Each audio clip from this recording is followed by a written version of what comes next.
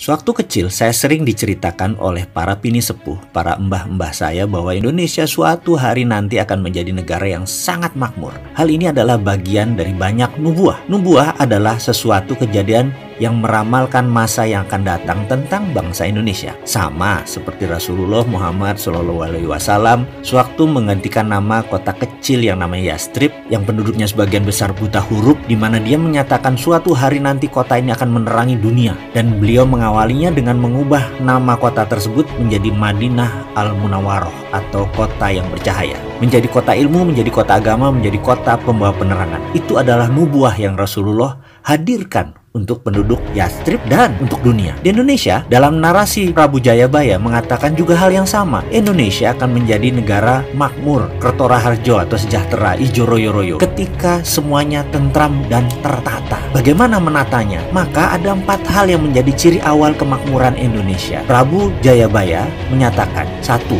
Yen wis ono kreto tompo jaran, atau kelak jika ada kereta tanpa kuda atau motor atau mobil, tentunya harus buatan Indonesia 100%. Kemudian nomor 2, tanah Jawa kalungan wesi atau pulau Jawa berkalung besi, artinya tersambung semua rel kereta api dan jalan raya secara keseluruhan, dan tentunya sekali lagi semuanya harus merupakan karya anak bangsa. Kemudian kali hilang kedunge, sungai kehilangan lubuk, artinya semua jadi waduk di mana-mana untuk pengairan dan tenaga listrik. Terakhir, pasar hilang kumandang, artinya pasar hilang suaranya. Ini semua karena menjadi digital. 3 dari 4 hal itu sudah mendekati kejadian. Dan terakhir, kata-kata pasar hilang suaranya itu pasar apa? Pasar basah kah yang hilang? Pasar tradisional kah yang hilang? Rasanya tidak bisa dalam waktu singkat menghilangkan pasar tradisional. Namun ada pasar yang tidak banyak, hanya perlu 1 saja hadir, bisa mengagregasi semua pasar. Apa itu? Yaitu pasar equity atau pasar modal. Bayangkan, ada 30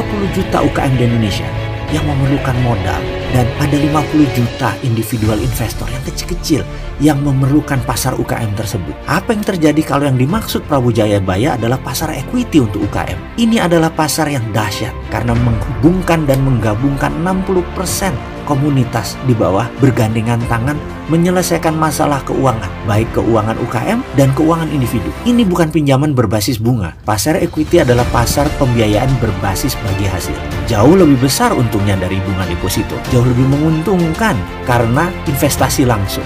Dari 30 juta UKM, 10% layak dibiayai, alias ada 3 juta bidang usaha yang sangat layak dibiayai. Jadi, kalau ada aplikasi digital equity crowdfunding atau platform urun dana, maka ramalan Jayabaya tadi akan terbukti. Indonesia akan makmur. Untuk itu, dengan segala kerendahan hati, kami dari Santara mengucapkan selamat bergabung ke dalam gerakan ekonomi bersama, gerakan ekonomi berjamaah, gerakan ekonomi urun dana, di mana saat ini Santara telah resmi mendapat izin dari OJK sebagai satu-satunya perusahaan penyelenggara equity crowdfunding di Indonesia, satu-satunya platform urun dana berizin resmi. Terima kasih atas segala dukungan dan kepercayaan sahabat semua. Terima kasih kepada regulator, terima kasih kepada OJK, dan sekali lagi selamat buat Anda semua. Bersama ini kami umumkan Sabda Agung Serat Kemakmuran bahwa Santara siap melayani sahabat semua mulai hari ini. Santara, equity crowdfunding pertama berlisensi OJK. Saya secara pribadi dan kami semua mengajak Anda untuk ikut bersama-sama